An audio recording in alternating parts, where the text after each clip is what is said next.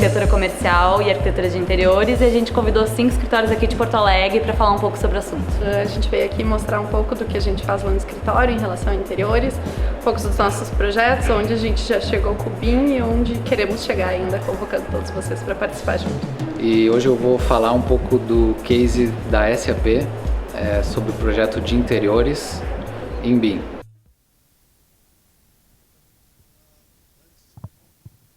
Alô? Então vamos iniciar mais uma edição da segunda BIM. Antes de passar a palavra, eu só queria comunicar a vocês que eu, depois de 10 anos de coordenação desse grupo BIM das BEA, eu agora estou me retirando, dando espaço então para gurizada mais nova, e vou descansar um pouquinho acompanhando sempre de perto, tá? Então a nossa nova coordenadora eleita, a nossa presidenta Cristina, brincadeira, tá? A Cristine Beck então vai coordenar o grupo BIM e nós vamos continuar com o nosso mesmo formato, mesmo grupo, e agora eu vou passar a palavra para ela então. Obrigado.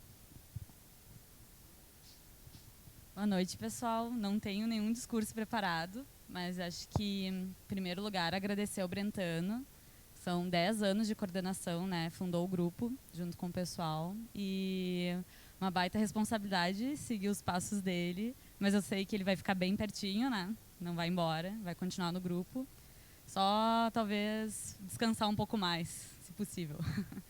Mas então tá, meu nome é Cristine Beck, eu sou sócia da Ideon Arquitetura e eu vou então ser mediadora hoje do evento. E para começar, antes da gente entrar para a parte da segunda BIM, a gente só vai falar um pouquinho sobre o Metacidades. Não sei se vocês já ouviram falar, mas tem como tu mostrar aí, Rafa? Dá uma olhada. Vai ser dia 25 de novembro no Teatro Unicinos. Quem ia apresentar para vocês seria o presidente das BEL, Vicente Brandão, mas ele vai chegar daqui a pouco. Então, só para mostrar para vocês, são 3 pilares: futuro da arquitetura, interfaces, construção e mercado, e startups, Protex e Construtex. Na verdade, ele é bem focado em inovação, então tem tudo a ver com a segunda BIM, né? Então, as inscrições já estão abertas, primeiro lote ainda. E, aproveitando a deixa, a gente tem aqui a Flávia Maritã, que está aqui com a gente, e que gostaria de dar umas palavrinhas, que ela também agora é presidente da CEBIM, aqui do Rio Grande do Sul, para apresentar para vocês, então, esse grupo. Obrigada, Cris. Oi, pessoal, tudo bem? Eu queria só fazer um convitinho rápido para vocês. A gente está formando a Câmara Brasileira BIM, que na verdade está acontecendo em todo o Brasil, e ele está se estendendo para todos os estados, tá? E a gente está formando esse grupo, está organizando comitês e presidências, enfim.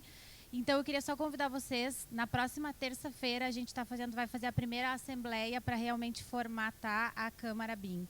Então, quem quiser mais informação, pode procurar o Brentano também, a Cris, que a gente passa mais informações, onde vai ser, como vai ser e quem quer participar. Tem vários comitês e acho que vai ser uma coisa bem legal para estar em contato com o BIM e tentar unir todas as associações e sindicatos e escritórios, construtoras, empreendedores e assim por diante. Obrigada. Então tá, pessoal. Então a gente vai começar. E eu vou começar pelos primeiros convidados, que é o pessoal, as meninas da Vera Zafari, companhia, Graciela Zafari e Caroline Malag, para apresentar o escritório e alguns cases.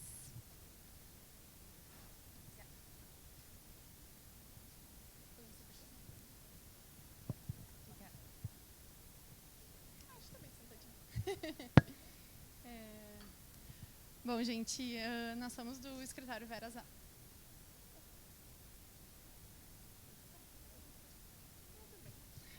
Bom, nós somos do escritório Vera Zafari e Company.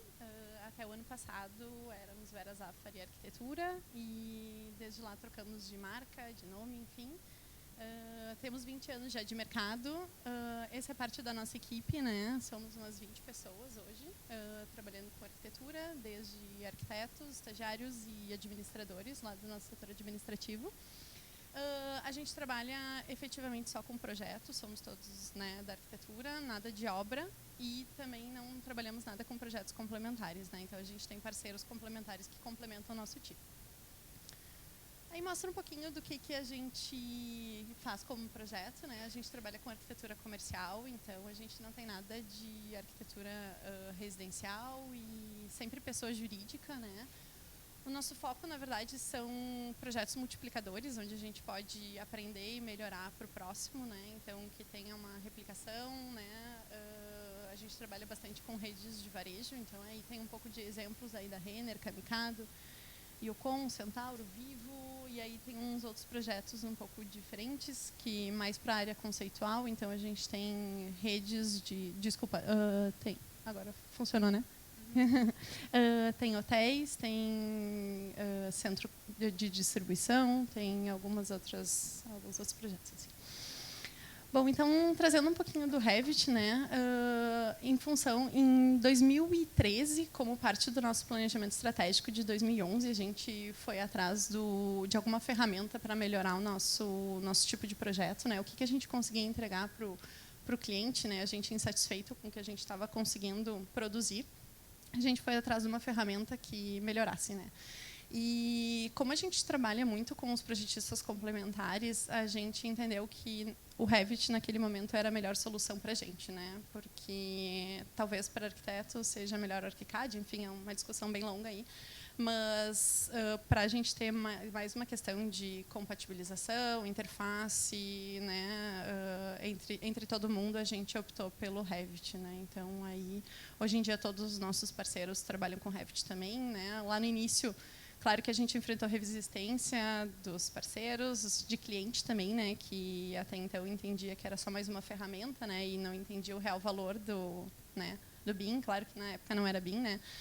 Mas, enfim, aos pouquinhos, todo mundo foi, né, crescendo, evoluindo, e mesmo para contratar gente, né, desde estagiário, arquitetos, a gente tinha bastante dificuldade lá, né, em 2013, e aos pouquinhos, né, a gente foi melhorando em relação a isso.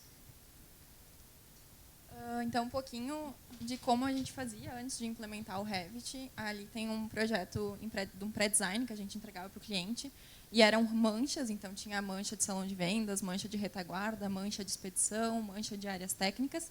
E a gente não conseguiria, desde o início do projeto, prever todas as interferências, enfim. E quando a gente passou a utilizar o Revit, esse é o pré-design que a gente entrega hoje, principalmente por ser projetos padrão, assim, a gente consegue ter já bastante nessa parte do varejo, as salas bem definidas, a materialidade. Então, a gente consegue avançar bastante lá no início. Também trazendo, a gente agora consegue trazer já os complementares no pré-design, questão de subestação, gerador, já prever essas salas lá no começo, né? O que facilita muito lá no AP, para a gente não ter todas as interferências e ter que voltar atrás e revisar o que eram antes manchas, né? Que agora a gente consegue ter um projeto muito mais assertivo desde da etapa de pré-design.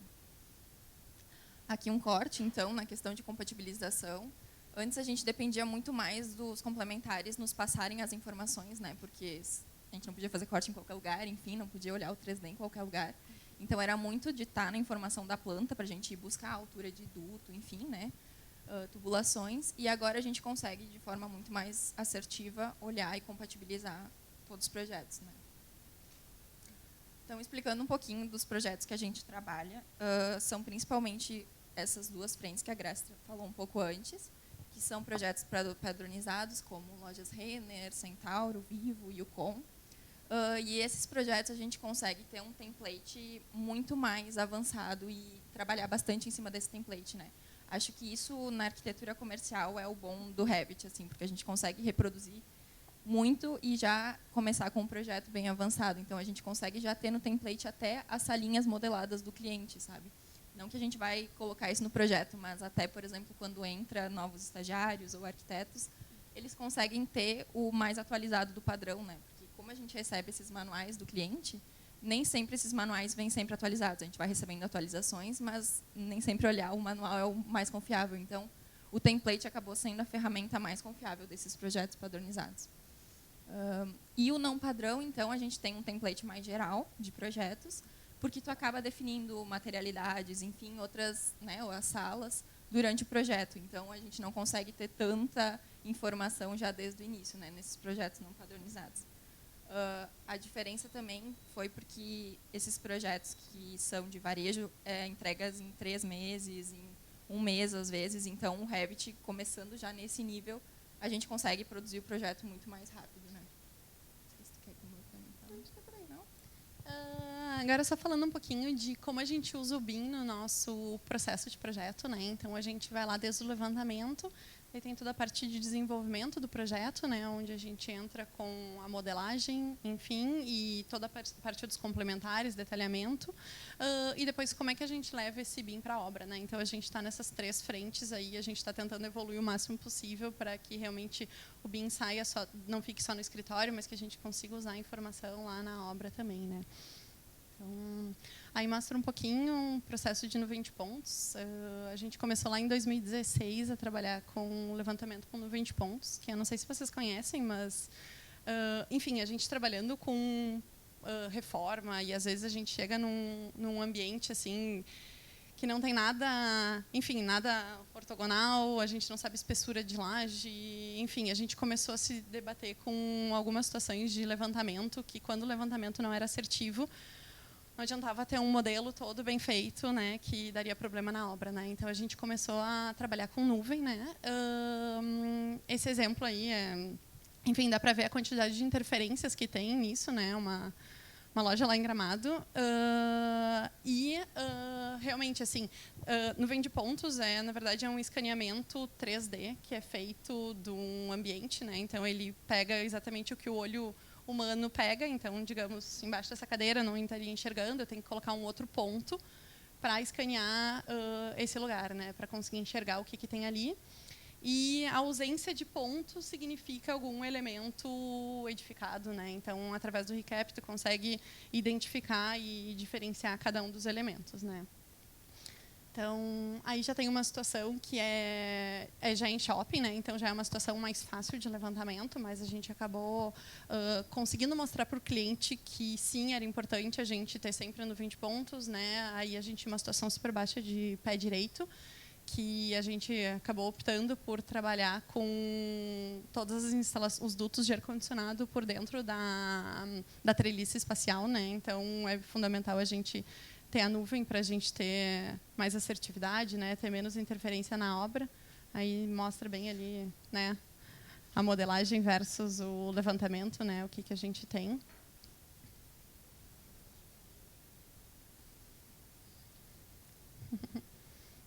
Aí dá para ver a sobreposição de uma coisa com a outra, ali a treliça, enfim. Aí mostra já um pouquinho mais do desenvolvimento do projeto, né? Tanto a parte de arquitetura quanto os complementares. Como eu falei antes, todos eles são modelados no BIM, né? Já chegamos nessa etapa há um certo tempo. E agora é, né, avançar cada vez mais em relação a isso e realmente cuidar para que as informações, não só da arquitetura, mas de todos os complementares, estejam certas para a gente estar guiado de uma maneira correta, né? Enfim. Aí mostra mais um pouquinho da fidelidade do projeto, obra versus executado, né? O modelo ali versus o que foi executado. Então, dá para ver claramente ali, né? Já tem uma assertividade grande aí nos projetos. Daí, cada projeto, enfim, tem uma peculiaridade do cliente, né? Tem alguns que exigem que a gente vá mais a fundo em relação à apresentação, outros é realmente mais a parte BIM, e, né, esse aí é um exemplo de que pedia todos os elementos, né, tudo, enfim, bem detalhado. Então a gente tem que um pouco também se adaptar ao que o cliente precisa, exige, né, para que a gente deixe tanto a parte BIM quanto o que o cliente necessita, né. Então aí tem desde piso podotátil até todos esses detalhezinhos aí que o cliente nos exigiu. Falando um pouco de obra, então, a gente não faz execução de obra. A gente acompanha junto com o gerenciador e construtor a obra. O que acontece é que a gente tem uma reunião no início, que a gente chama de kick-off, onde junta a gerenciadora, projetista, construtora, e eles tiram as dúvidas de projeto, enfim, outras dúvidas, com os complementares também. E, se necessário, durante a obra, a gente vai fazer alguma visita, mas isso é mais difícil porque, normalmente, nossos projetos não são muito aqui no Rio Grande do Sul, tem por todo o país e fora também, então fica mais difícil de fazer esse acompanhamento mais de perto. Por isso que essa é uma das ferramentas que agora está vindo para a gente, de acompanhamento. E ele nos mostra a foto da obra e vai girando junto com o modelo. E aí a gente consegue, no caso, esse projeto está numa etapa mais inicial, mas se tivesse já tubulação passando, enfim, eletroduto, a gente conseguiria já ver tudo e comparar, enfim, acompanhar a obra de longe de uma forma que a gente conseguisse caminhar pelo projeto e enfim, olhar cada pontinho, né? Porque antes a gente recebia relatórios semanais com fotos. Então, as fotos, na verdade, a gerenciadora e a construtora mostram o que ela quer, né, mostrar, e a gente acabava não vendo tudo. E agora, enfim, a gente consegue alcançar qualquer ponto e até fazer anotações, se alguma coisa precisa ser ajustada, enfim, e mandar através do modelo 3D também essas anotações. Até a obra nos envia também, a partir do modelo, já, por exemplo, uma parede que está deslocada, enfim, faz a marcação e nos anota para a gente já nesse modelo. E depois, no final da obra, a gente tem mais uma reunião, 10 dias antes da finalização, que é mais para acompanhar de perto, assim, daí indo na obra e vendo se tem ainda alguma questão mais arquitetônica a ser ajustada, que é mais no final de projeto. Isso depende muito também da gerenciadora, né? A gente trabalha com gerenciadoras que conseguem nos entregar esse material, que elas têm mais interesse em ir atrás do BIM, enfim. E tem algumas que o cliente que acaba puxando, né, ou o cliente ou a gente, para tentar utilizar mais a ferramenta, né, para a gente conseguir olhar de forma mais clara e acompanhar tudo. Assim. Vou falar um pouquinho de uma ferramenta que a gente começou a utilizar esse ano, então, o Dynamo. Ele é uma ferramenta que está dentro do Revit e é uma ferramenta de programação para criar novas funções ou aperfeiçoar funções existentes no programa. Então, ele auxilia em questões mais que são de tipo, que a gente poderia automatizar, que são operacionais, né?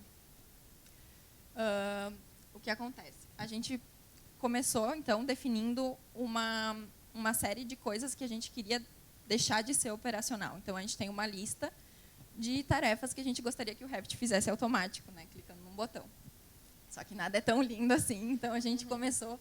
Ele é através de programação, então, através de nodes e código Python. Tu forma rotinas com o objetivo que tu quer de criar essa ferramenta que vai atuar no Revit. Então, a gente fez um curso e começou utilizando isso, mas como é uma coisa mais nova, a gente não tem tanto suporte e a gente não consegue tanto trocar com as pessoas, vai num ritmo mais lento. Essa foi uma rotina de distribuição de elementos, então tu pode colocar o elemento que tu quiser ligado a ela, tanto difusores, quanto luminárias, quanto sprinkler, e com isso tu consegue, quando tu está ajustando o layout, já ajustar o forro junto, enfim, já programar para que tu faça o distanciamento das luminárias na distância que tu quer, tanto no eixo Y quanto no eixo X, que varia de acordo com o tamanho do ambiente, né? Então, enfim, são inúmeras programações possíveis. Acho que, de novo, está linkado também a ser um padrão, né? Ter um padrão do cliente, né? Que já nos dá pré-diretrizes do que até onde a gente pode ir em relação a espaçamentos e tudo, né? Então, o fato de trabalhar também com projetos padronizados facilita algumas pré-setagens, assim, né? Então, acho que... A gente já fez até uma rotina de programa de necessidades, porque o cliente já tem um programa de necessidades muito definido, então as áreas são definidas e aí acaba que a gente consegue já fazer essa conferência de áreas, de piso, enfim, no Dynamo com uma forma muito mais fácil por o cliente já ser bem padrão, né? Essa é uma rotina de colocação de pisos automático, dependendo do ambiente que ele está. Então, a gente já tem esses ambientes definidos antes de começar o projeto, né? Teve aqui algumas outras rotinas, não dá para ler, mas a gente fez uma de gerar PDF, então a gente tinha um problema que era no Revit de gerar diferentes pranchas com tamanhos aleatórios. Então, com uma rotina a gente conseguiu isso, né? Conseguiu avançar nessa questão. Outra também de tag de mobiliário. O Revit ele coloca a tag automática, mas ele não colocava na orientação que a gente queria. Então, a gente conseguiu que ele colocasse no eixo que a família está modelada.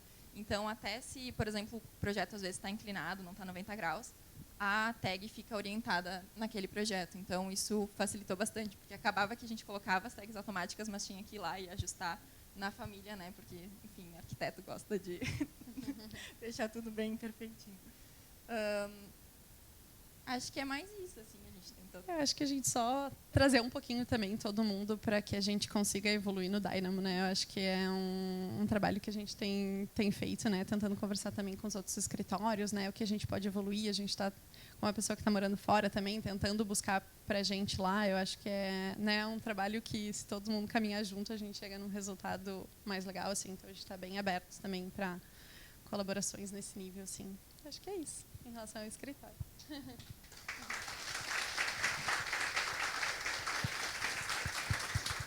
Obrigada, gurias. Super no tempo, não precisei nem chamar aqui a atenção. Não sei correndo.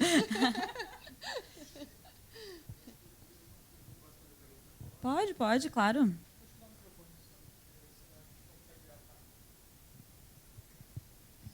Oi, eu teria uma pergunta sobre a nuvem de pontos. Esse equipamento é de vocês? Ele é de uma empresa que presta esse serviço? Como é que vocês fazem a coleta da nuvem de pontos? Na verdade, a gente fez uma análise se a gente compraria o equipamento ou não. E a gente avançou bastante, conversou com um monte de gente. E, a princípio, a gente tinha optado por comprar a nuvem. Comprar o equipamento que faz o escaneamento, enfim.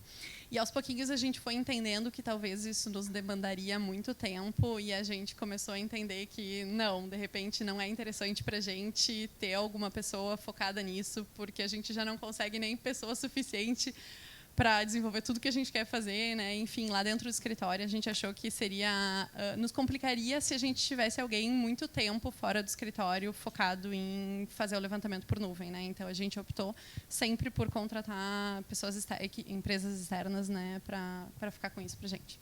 Então, a gente já recebe sempre, e a gente, a partir de uma nuvem, a gente começa a modelar lá interno no escritório. A gente já teve uma situação que a gente contratou também a modelagem do levantamento e a gente achou que não foi legal. Então, porque a gente sabe como a gente trabalha depois, né? Então, a gente entendeu que não, era melhor a gente ter a nuvem e, a partir da nuvem, a gente começa o nosso levantamento, né? Eu ia dizer que é quase como se fosse um topógrafo, né? É um topógrafo, né?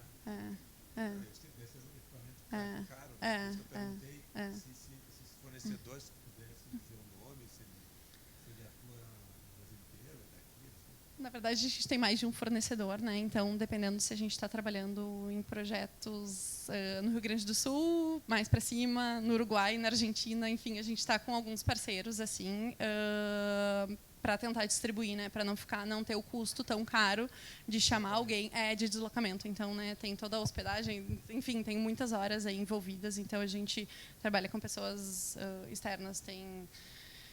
Enfim, tem a África, tem 3D Work, a gente já trabalhou com a Projeta BIM, né, enfim, e depois lá fora também a gente tem outros parceiros, assim. Obrigado. Então, é isso aí. Obrigada, gurias. Só vou complementar o que ele está dizendo, a gente já trabalhou, pesquisou isso aí, e o investimento é tão alto, e esse equipamento, ele é, em um ano, ele está novo. Obsoleto, né? Obsoleto, sim. Então é 150 pau o scanner mais barato da Leica. E o bom é 450 pau. Não dá para pensar no escritório de arquitetura ter isso, não vale a pena. Só se tu te dedicar só a fazer isso. A gente cogitou se a gente alugaria o equipamento, enfim, a gente fez, né, uma super pesquisa. Mas depois, como a gente trabalha bastante, nós aqui, especialmente com a Renner começou a entender o valor no levantamento por nuvem de pontos. Então, no começo, a gente que tinha que insistir para o cliente vamos fazer nuvem de pontos nessa loja, por ser uma loja reforma, né, que a gente estava indo mais para essa área de lojas de rua e reforma, né, que eram os grandes complicadores. E, enfim, aos pouquinhos eles foram entendendo o valor nisso, que de repente era uma economia posterior, né? Então, realmente, agora é padrão, todas as lojas da Renner obrigatoriamente têm escaneamento por nuvem de pontos. Então, foi meio que uma conquista que a gente teve, assim, né? Uma das coisas que a gente foi implementando na Renner, né? Uma curiosidade, aquela loja que tu apresentou ali de Gramado, vocês conseguem eliminar todos aqueles objetos para ter os elementos arquitetônicos, ou isso é uma coisa que fica depois complicada? Eu não entendo bem como é que funciona. Eu sei como é que acontece a nuvem de pontos, já vi vários vídeos, eu trabalhei com isso, né? Mas ele é fácil, depois que tu recebe a nuvem de pontos, tu começar a limpar esses objetos para ter, vamos dizer, os elementos arquitetônicos que tu vai trabalhar depois, ou isso é uma mão de obra? Na verdade, pode falar. A gente acaba não limpando, porque quando tu coloca ela no Revit, enfim, no modelo, tu consegue ver claramente os pontos vazios, que são pilares, lajes, vigas, e aí tudo que é resto, que fica no meio, acaba não te interferindo, sabe? Porque o que te interessa é os vazios, que é onde tu vai colocar os teus elementos, e é enfim, daí tu consegue ver no nível que está a laje, enfim, pé direito, espessura de laje, que é o que te importa, né? Não o preenchimento. Então, às vezes até o Recap, que é um outro programa que a gente insere a nuvem e vai caminhando, a gente consegue ter fotos 360. Então, às vezes, pela nuvem, no modelo, tu tem alguma dúvida, mas daí tu vai para a foto e aí tu consegue definir, aquilo é uma viga, aquilo, enfim, é um cano. Daí tu consegue ver o que é aquele elemento, sabe, para voltar para o modelo, assim. Na verdade, são duas telas o tempo todo, né? Imagem e nuvem, né? E tu vai indo... E aí a gente descobre que não tem parede no prumo, não tem Nenhuma. laje no nível, não tem nada no plano correto. Tá Inclusive, lá no início, quando a gente fez, acho que o segundo escaneamento que a gente fez, a gente se deparou com uma situação meio inusitada, que era um prédio super estreito e comprido, e quando a gente chegou lá no final, a gente tinha 15 centímetros de desnível no piso, e a gente está aqui, que a gente faz com essa informação agora, né? Porque até então nunca era uma informação que a gente tinha, né? Era, ok, térreo, né? E vai para cima. E daí, quando a gente chegou, que era uma laje que teoricamente estava plana e não era, a gente e agora, informação demais, né? Tu tem que saber até onde tu vai com aquela informação para que tu consiga saber exatamente o que tu modela, enfim, né? Então, são dificuldades à medida que a gente vai tendo mais informação, né? Então, a gente vai aprendendo a lidar com elas. Né? Muito legal. Então, tá, gurias, vou pedir agora para vocês, então, sentarem. Depois vocês voltam para mais perguntas. E vou chamar as gurias da AT Arquitetura, a Dádia Rocha e a Michele Zamarchi.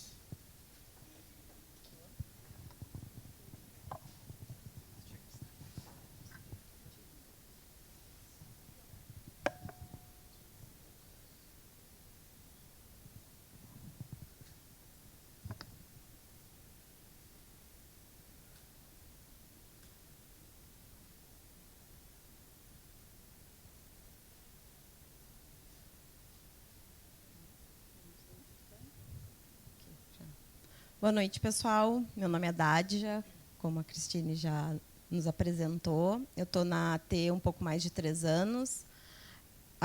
Essa aqui é a Michele, está um pouco mais de 2 anos na AT. A gente faz parte da equipe comercial do escritório.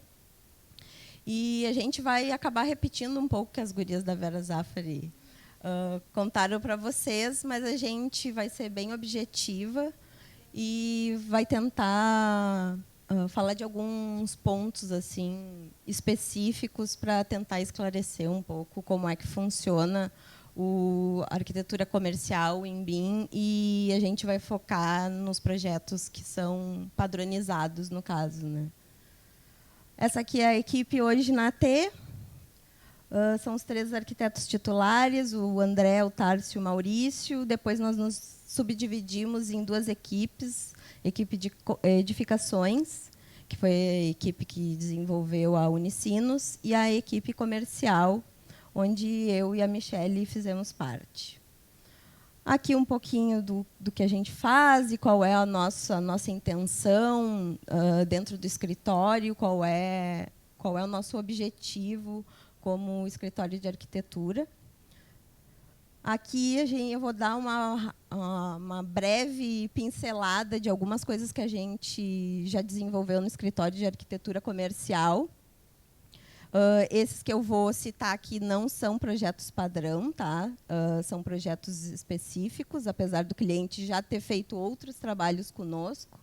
Esse é o Sakura do Iguatemi, tá? Onde, por ser um restaurante e dentro de um shopping, houve grande complexidade nele, e a gente modelou todos os complementares dentro do ArchiCAD, porque a AT trabalha com ArchiCAD, não trabalha com Revit, diferente das gurias, né?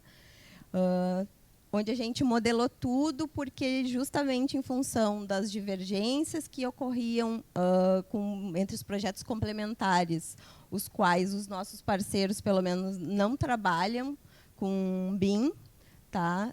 Alguns projetos estruturais a gente recebe em BIM, mas esse aqui não foi o caso.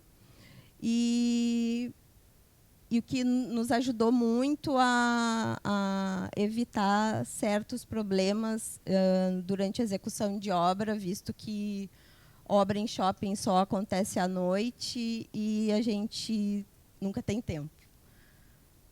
Esse aqui é a banca 43, tá? a gente é um dos últimos trabalhos assim de arquitetura comercial que já foram executados. Também era uma casa bem complexa, onde a gente tinha que inserir um espaço totalmente novo para o cliente, porque o cliente só conhecia a realidade do espaço que ele tinha na banca, no mercado público. Né? Então, a gente teve que fazer todo um pré-dimensionamento antes. Foi essencial que a gente modelasse isso para apresentar para o cliente, porque ele não faz parte da rotina dele projeto, então a gente tinha que esclarecer da melhor maneira possível para que o resultado fosse satisfatório para o cliente.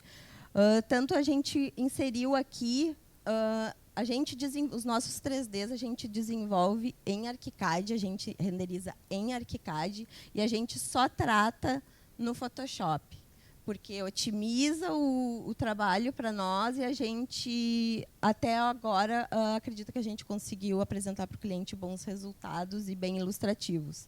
Tanto que a primeira imagem lá é uma imagem renderizada no ArchiCAD e os acabamentos foram dados no Photoshop e essa de baixo é uma foto, já é executado. Então, é bem próximo do real, né? Aqui é a Vivodex, que, digamos, é um andar em São Paulo da Vivo, que é de desenvolvimento. Tá? Então, eles queriam uma área de trabalho ao estilo Google, onde a gente desenvolveu aí a circulação na parte periférica do andar e concentrou os squads, como eles chamam, de maneira modular no centro, né? Para que eles tivessem bastante mobilidade conforme os grupos de trabalho, que para eles é bastante variável, né? Como as gurias comentaram, num projeto delas, a gente também trabalhou com as instalações todas aparentes, que eles tinham laje nervurada. A gente só tratou com nuvens as áreas mais de trabalho, onde precisava de uma acústica com melhor tratamento. E também esse trabalho a gente modelou todinho em BIM, inclusive PPCI, porque justamente por causa dessas interferências de forro e que elas iam ficar totalmente expostas após a execução. Né? Aqui, mais uma vez, lá em cima é o 3D e aqui embaixo a foto do ambiente já executado. Aqui a gente vai entrar, então, para o case de projeto padrão e como é que a gente usa da ferramenta para agilizar e otimizar o processo. Bom, a gente trouxe como exemplo as lojas da Vivo, que é meio que um carro-chefe lá do escritório. Agora a gente está desenvolvendo 17 lojas. Projeto executivo foi entregue no dia 21 a primeira loja e no dia 21 de novembro vai ser entregue a 17ª loja. Então, como são muitas lojas e o prazo deles é muito apertado, são 10 dias corridos. Tu trouxeste aqui, no caso, tu sabe do que eu estou falando, 10 dias corridos entre o start do projeto executivo e a entrega do projeto completo com os complementares lá no 10º dia. Então, a gente modela todos os... Aqui, 2 plantinhas, 2 modelos de loja. Uma é um manual icônico e outra é um manual standard. Aí a gente modelou. Aí, como a gente modela todos os bloquinhos, a gente pode fazer as elevações, ter os cortes. O cliente é muito assim, ele quer ver como fica a comunicação, então ele fica pedindo, passa um corte aqui, passa um corte ali. Se a gente estivesse usando outra ferramenta, não seria possível no prazo 24 horas. Eles pedem uma alteração e em 24 horas a gente tem que apresentar. E isso é contado, né? Tudo por e-mail. E no caso dessas lojas aqui, por exemplo, essa que a gente trouxe um exemplo, são lojas existentes e que eles estão atualizando o manual. Então, muitas vezes, o que o manual pede, em função da estrutura da loja, a gente não consegue atender. Então, essas vistas, para eles, são muito importantes para o cliente poder visualizar que determinado painel não vai dar naquela altura padrão ou na combinação X, e aí, rapidamente, eles conseguem nos dar um feedback para a gente dar andamento no projeto, né? A gente trouxe essas vistinhas mais para mostrar como, a partir do momento que a gente modela e que a gente tem toda essa ferramenta do cliente, né, de acordo com a evolução dos manuais e atualização desses manuais, como a gente consegue gerar com mais facilidade, mais precisão, esse material para aprovação do cliente. Aí, quando a gente fez o layout, automaticamente a gente já tem um modelinho 3D, porque nós já criamos previamente todos os blocos. Aí agora passa a próxima imagem. Esse é um outro 3D da outra imagem. A gente recebe o manual. Aí essas são as imagens do manual, e daí a gente extrai, vem o detalhamento, a gente extrai, cria o bloco. Passa a próxima. Aí é assim que a gente cria os bloquinhos. A gente tem um modelo, aí a representação, o símbolo 2D, como vai ficar, e o bloco finalizado. E essa aqui é a carinha dele, que fica lá na nossa biblioteca, que cada vez que chega um briefing pedindo uma loja, a gente só vai carregando. Então, a gente tem todo um cuidado quando a gente está trabalhando com BIM, que nos próximos slides a gente vai mostrar que a gente precisa sempre ele estar bem organizado. Todos os elementos, cada bloco, enfim, tem que estar na sua layer certa para que a mágica aconteça. Quando a gente for utilizar ele, está tudo no seu lugar, porque senão, se a primeira coisa que cada um que chega lá e vai começar a trabalhar com BIM, a gente meio que doutrina, que tem que estar tudo numa ordem, porque senão fica uma bagunça e fica difícil da gente se encontrar. Aqui é um exemplo de um perfil complexo que a gente usa para fazer fachada. Como a Vivo é padrão, então a gente cria um modelo do perfil complexo e depois vai adequando as alturas do pé direito da loja, aí a gente coloca um vão de porta, enfim, a gente vai... Mas só com o perfil complexo a gente dá fachada, a gente já consegue dar a carinha inicial para a loja, no caso. Aqui são as legendas também que a gente usa, a gente cria os esquemas de legenda. Então, toda vez que a gente vai alimentando esse nosso arquivo, isso aqui já vai estar pronto, tá? Porque a gente já trabalhou, já fez o esquema das legendas, depois é só puxar e ir montando as pranchas.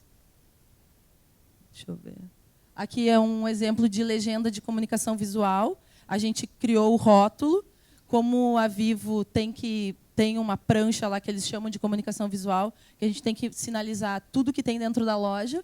Então, a gente criou o bloquinho, a gente deu um nome para ele e a gente colocou a especificação. Então, a partir do momento que a gente coloca esse bloquinho no arquivo, já vai estar gerando já vai estar gerando esse documento, que depois só carrega e coloca na prancha e adequa na prancha. Aqui também é um exemplo de um esquema de uma legenda também que já está pronta, que a gente já tem tudo isso nessa biblioteca, e aí a gente só vai juntando os materiais. Aqui é um exemplo de combinação de layers. A gente cria, para Vivo, por exemplo, precisa ter uma planta de layout, uma planta de comunicação, uma planta de forro. Então, a gente faz a combinação dos layers. Como está tudo colocado no layer certo, a gente vai passando e ele vai ligando automaticamente as coisas que a gente quer que apareça. Aqui é uma planta de piso de uma reforma smart, que é uma nova modalidade que eles usam, que são pequenas coisas para serem alteradas, mas mesmo assim a gente tem que gerar um material grande. Aqui é um exemplo de planta de comunicação visual, que a gente tem que sinalizar. Aqui é uma planta de construir a demolir, e a gente usa também bastante filtros de renovação, que a gente coloca o que é existente, o que vai ser construído novo, e aí a gente vai trabalhando com essas ferramentas para nos auxiliar e dar agilidade para poder entregar o projeto nesse tempo recorde. Aqui é um exemplo, lá é o nosso modelo 3D, aqui é o modelo renderizado e aqui é o modelo que a gente tratou no Photoshop. Aqui também é a mesma situação, lá é o 3D, renderizado e o Photoshop. E é isso.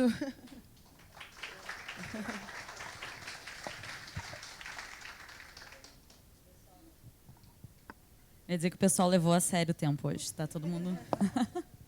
Então tá, muito obrigado, gurias. Vocês também fiquem aqui para depois das perguntas. E eu vou chamar agora o pessoal Moraes e Brentano. Vou deixar aqui na cadeira,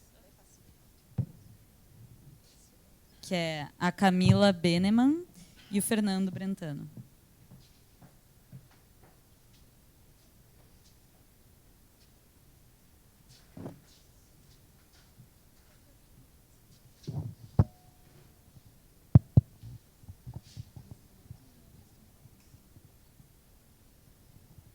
Bom, pessoal, nosso escritório, nós vamos fazer uma apresentação, vamos dizer, mais daquilo que a gente procura, vamos dizer, de mostrar o que é um diferencial que desenvolver um projeto de interiores com uma ferramenta que trabalha com informação pode propiciar. Então, a gente não vai apresentar, acho que, muito case, vai estar ilustrando com projetos, mas o nosso foco foi demonstrar, vamos dizer, a capacidade e potencialidade da informação dentro de um projeto de arquitetura de interiores. Tá?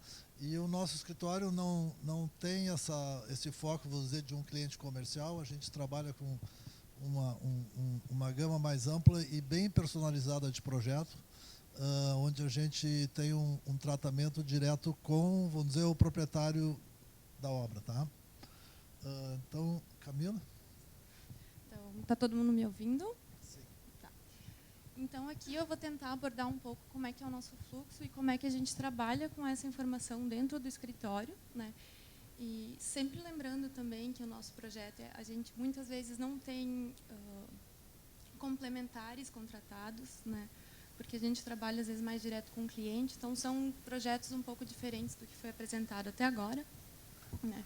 Então, eu tentei separar um pouco em alguns grupos, só que eles estão muito conectados um com o outro, né? Então, eu vou falar um pouco sobre a modelagem, informação, gestão da informação e documentação que a gente tem, então, dentro do escritório. Então, aqui uma das dificuldades que eu vejo que muita gente tem com o BIM é a questão da modelagem, de nós não temos objetos, ou no ArchiCAD, que é o que a gente usa, não se tem ferramentas para fazer o nosso projeto de interiores, né? Ou precisa de um nível de informação muito específico no início do projeto que a gente não tem. Então, sempre gosto de lembrar que no início da modelagem, quando a gente vai fazer a modelagem de um projeto, a gente tem que fazer 3 perguntas. Qual o objetivo desse modelo, né? E do que eu estou modelando, de todas as partes que eu estou modelando. Qual a informação importante para aquela etapa, né? Se eu estou modelando um mobiliário lá no lançamento, eu não preciso saber que puxador que eu vou colocar, né? E quanta personalização é exigida por esse projeto, porque alguns projetos vão exigir bem mais personalização que outros. Então, aqui um exemplo bem básico que eu trouxe, assim, de uma modelagem de cozinha, né? A primeira imagem, então, ela foi toda feita com blocos da biblioteca do ArchiCAD, né, objetos do ArchiCAD, numa etapa de lançamento, né, e muito para mostrar para o cliente o que está sendo feito. Não precisei modelar nada aí, só com a biblioteca que eu tenho consigo chegar nesse resultado. E muitas vezes eu vou com isso até o final do projeto. Se nós não vamos fazer marcenaria, se vai ser contratada essa parte do projeto, né? Então, muitas vezes fica por aí. Então, outra imagem, então, que nós fizemos a marcenaria, e é um projeto um pouquinho mais personalizado, tem uns móveis um pouco diferentes, a gente modelou, né? Fez toda a modelagem, através das ferramentas que o ArchiCAD nos traz, que são paredes, lajes, muitas vezes combinadas com perfil complexo, sempre lembrando, então, aquilo que já disse, de classificar corretamente, colocar nos vegetais corretos, nos layers corretos. Então, o importante as ferramentas estão ali, a classificação tem que estar certa, né? Outra coisa também eu vi ali que as meninas falaram muito de fazer os blocos, né? Então, quando a gente pergunta assim, qual o objetivo do modelo, eu preciso fazer o bloco? De marcenaria, não.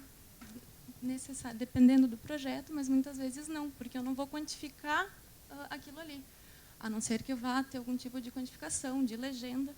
Então, é muito se perguntar o que quer com o modelo, né? Isso ajuda bastante na hora de decidir como vai fazer.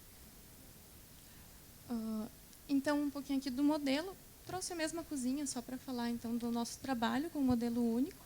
Então, o modelo que a gente apresenta para o cliente, o modelo que a gente usa para instalações, para marcenaria, para marmoraria, é todo o mesmo, né? Então, muitas vezes em instalações a gente faz mais um lançamento de pontos e a gente tem tudo junto. Então, para fazer alterações, a gente consegue ver muito bem o que está afetando um no outro. E aqui eu queria falar um pouquinho mais também. Agora eu vou entrar um pouquinho da informação que está atrelada a tudo isso. Vou pegar um gancho aqui. Então, por exemplo, estou fazendo um projeto de marmoraria e eu preciso das especificações de louça e metal para poder fazer esse projeto correto. Então, eu já posso ir dentro do meu modelo colocando toda essa especificação nos elementos, né? Eu consigo ali rastrear isso. Mesma coisa marcenaria, eu preciso do dimensionamento de eletrodomésticos, eu tenho um fogão embutido, qual o tamanho do nicho. Então, isso está tudo, encontra essa informação toda no modelo, né? E não preciso ir para outras tabelas fora do meu arquivo. Então, aqui eu trouxe um pouquinho do modelo, então, como fonte única de informação. E aqui eu vou chamar de mapas, que é o nome do ArchiCAD para isso, né? Tabelas, planilhas, que a gente consegue tirar, não sei se está dando para ler, mas com diferentes focos. Então, eu tenho uma listagem de louças e metais, eu tenho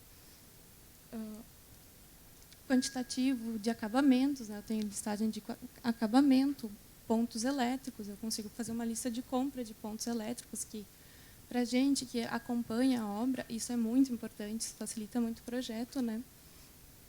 E por aí vai. Então, muitas coisas que a gente consegue ter neste modelo.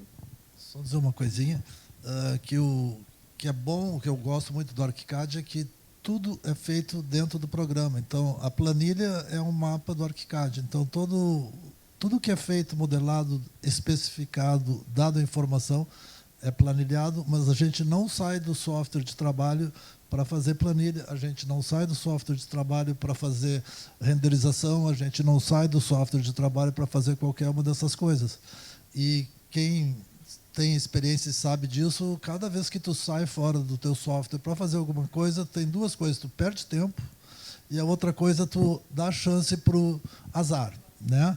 Aí, então, pode acontecer alguma coisa que é justamente o que o BIM vem a suprir, que é a gente ter assertividade no trabalho.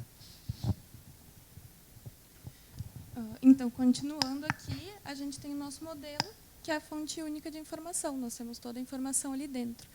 E acho que completando o que o Fernando disse, né? Então, a gente tem várias aplicações para essa informação. Ela é uma informação que ajuda no nosso fluxo interno. Então, quem está mexendo no projeto consegue muito fácil identificar no que está mexendo. Não são só linhas, né? Eu consigo muito fácil achar aquela informação. Eu consigo ter um controle do modelo, eu posso muitas vezes usar a sobreposição gráfica para identificar algumas coisas. Posso fazer uma sobreposição que me identifique um parâmetro que não está atendendo e aplicar, né, no meu modelo, né? E também, acho que fundamental, as listagens e quantitativos, né, que a gente tira do modelo para compra ou para outros, para orçamento e para outros fins. Tá, então, a gente tem toda essa informação dentro do modelo e, às vezes, é um pouco difícil de fazer o controle disso, ou como dar entrada dessa informação toda no modelo. O que a gente costuma fazer, primeiro dizendo assim, para a informação, eu vou falar a mesma coisa que falei para a modelagem. Sempre pensa antes de começar a fazer, principalmente para quem está começando a trabalhar com BIM no interiores, qual é o objetivo, para que eu quero aquela informação, para ficar muito mais fácil de conseguir criar os parâmetros e criar campos para colocar aquela informação, né? Então, a gente vai ter diversos objetivos de planilhas, né, de mapas. que podem ser para auditoria do modelo, podem ser mapas simplesmente para legenda, de quantitativos, entre outros, né? Para isso, lá no escritório, que a gente criou foi esse mapa raiz, que a gente tem um grupo de elementos, por exemplo, pisos, que é o que está aqui no exemplo, e a gente tem um mapa raiz, que ali a gente coloca toda a nossa informação. Nesse mapa raiz, é importante ele já estar criado antes, para no processo de modelagem, nós já sabermos quais os parâmetros que a gente tem que colocar ali, mesmo que sejam básicos, vou falar agora termos de ArchiCAD, por exemplo, material de construção, alguma coisa assim, para que apareça aqui nesse mapa raiz. E do mapa raiz a gente pode ir preenchendo todos os campos, ou até mesmo checando se está tudo correto, né? A gente gosta de trabalhar com tudo, para depois tirar os mapas para os objetivos, que são só resultados desse outro mapa. Então, aqui, eu peguei um exemplo bem básico do mapa aqui de piso. A gente tem um mapa que separa as quantidades por tipo de piso, né? Eu tenho tanto de porcelanato, eu tenho tanto de piso vinílico, e o outro que vai nos separando, então, por pavimento e específico de cada ambiente. E ali, então, eu tenho, na primeira imagem, a quantidade de mapas gerados através desse primeiro mapa raiz. Deixa eu só complementar uma coisinha. Esse mapa raiz que ela fala, vamos dizer, é um mapa de uso interno mais nosso, que é tipo assim, a gente sabatina o que nós estamos fazendo para ver se tem algum erro que a gente tem que corrigir. Porque no mapa tu pode, vamos dizer, uma ferramenta que o ArchiCAD tem, tu tem uma dúvida de alguma informação, tu clica nela e tu pode olhar ela ou em planta ou em 3D. E aí quando tu verifica isso, tu tem certeza de... Porque só o número, às vezes, tu não tem certeza. Se está na dúvida, a gente pode verificar. Então, o mapa raiz é um mapa que a gente usa internamente, e do mapa esse, a gente extrai aquilo que a pessoa, para quem vai ser fornecida a informação, vai precisar. Porque a gente também sabe que informação demais atrapalha. Então, se eu for dar informação para um engenheiro que está fazendo um serviço, é um tipo de informação, para um comprador é outra. Agora, para quem está prestando serviço em obra, é completamente diferente. Um prestador de serviço em obra, com muita informação, se atrapalha. Então, a gente vai separando a informação e a parte gráfica da informação junto com isso, de acordo com a necessidade do cliente que a gente está atendendo. Vamos dizer, nós temos o cliente que é o nosso cliente que está nos contratando, nós temos um cliente que é quem vai construir, o cliente que vai comprar, sabe? Às vezes é nós mesmos. Então, é nesse sentido. Tá, então, continuando um pouco essa questão do mapa, eu vou trazer outra ferramenta que tem muito potencial dentro do ArchiCAD e que nos ajuda a vincular, porque eu tenho o modelo e eu tenho os mapas, mas eu queria tirar mais.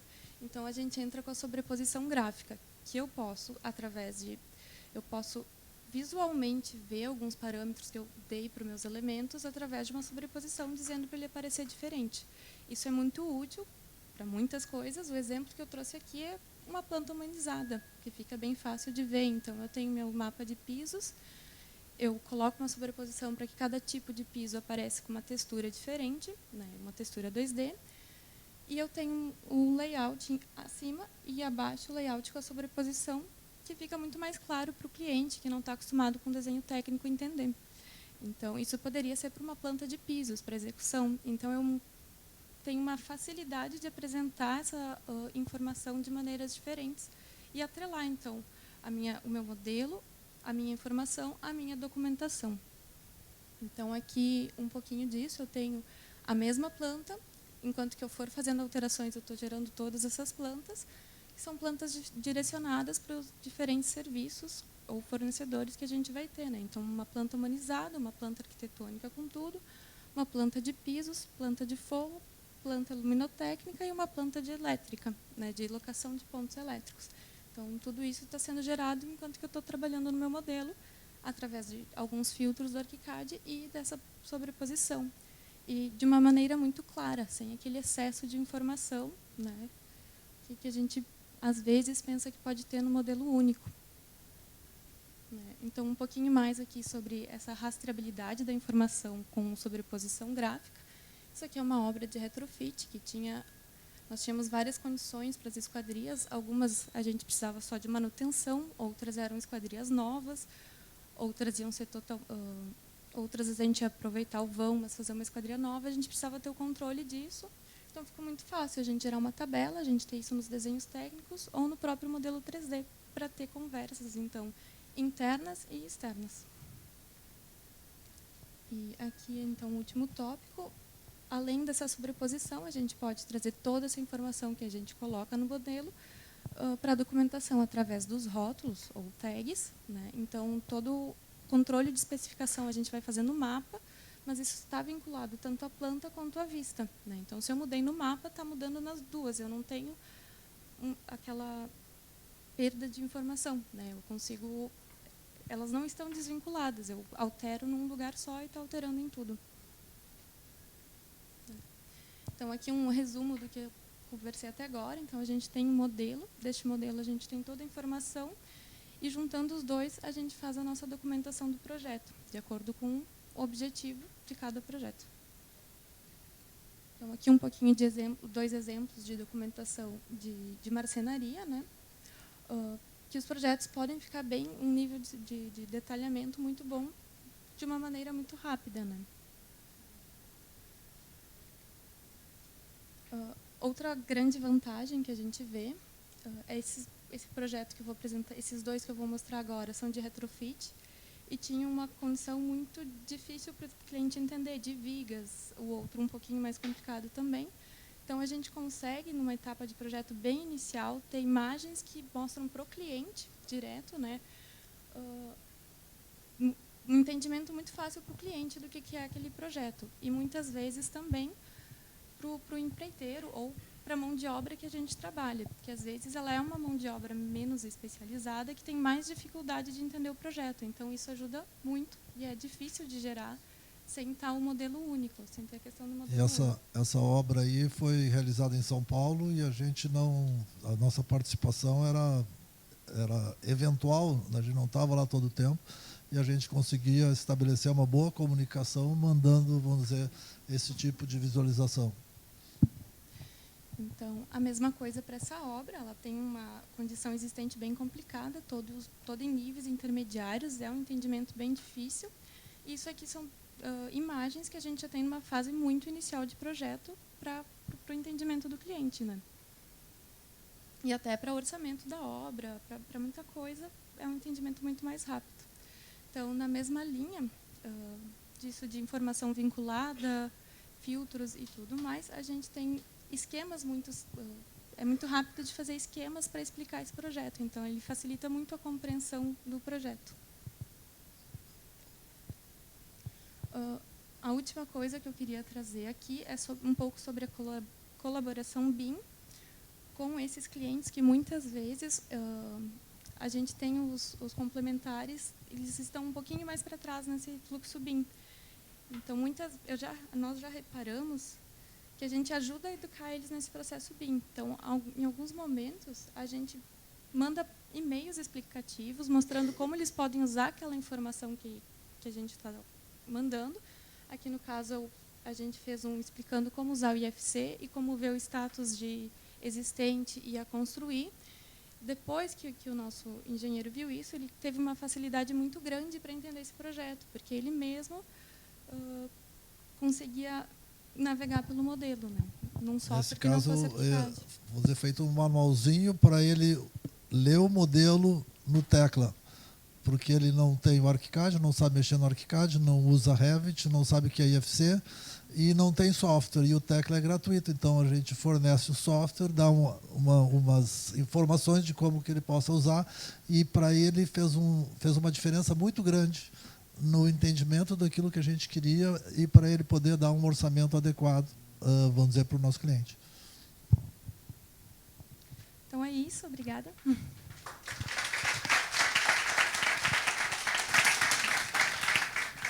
Obrigada, pessoal. Meu Deus, que alto.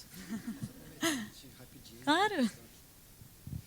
Pessoal, desculpa, eu cheguei atrasado, tá? Mas eu queria ter participado desde o início aqui.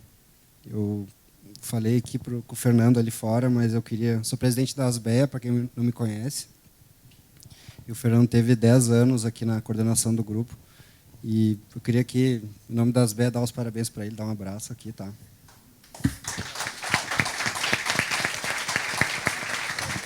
E dizer também que eu falei para ele fora que foi quando, há 10 anos atrás, lá no almoço no British, lá que foi que ele me chamou até no grupo BIM, coincidentemente, E foi quando eu comecei também na Asbe e tal, então, nos meus padrinhos na Asbe, né? Então fica o agradecimento. E para a Cristine também fica aqui os votos de sucesso, de conta com a gente também para tudo. Então é essa a mensagem. E também do evento, agora, acho que vocês já falaram, né, do dia 25 vai ter o Metacidades, aproveito aqui um plim-plim comercial. Mas é bem importante porque de manhã vai ser o tema muito a ver com o que a gente vê aqui no Grupo BIM. Agora tentando ir além do BIM também, então vai ser... Não sei quem ouviu falar do Constru Digital, que teve agora lá em São Paulo, evento da Âmbar lá, a gente estava falando com a Flávia até. Então, quem não pôde ir lá, como eu não pude ir, eu acho que é mais ou menos o que a gente está tentando fazer aqui. Então, pessoal, se inscrevam, vamos incentivar. Vai vir o pessoal da Autodesk, Solibri, vai vir... A gente até tem uma curadoria do grupo aqui, então conto com a participação de vocês. E divulguem também. Então, eu vou tentar... A gente tem um linkzinho ali que é no site das BE, vamos tentar passar adiante também, que eu acho que é o jeito mais... Hoje que mais funciona, então... Um vai passando para o outro, passem para o grupo, assim, grupos de vocês têm interesse, colegas antigos da faculdade, amigos, tal. Então vão passando esse link para chegar em quem está interessado mesmo, para não perder a oportunidade. Obrigado e continuar. Obrigada, Vicente. Então tá, pessoal, vou chamar agora o pessoal da OSPA, o Guilherme Silva.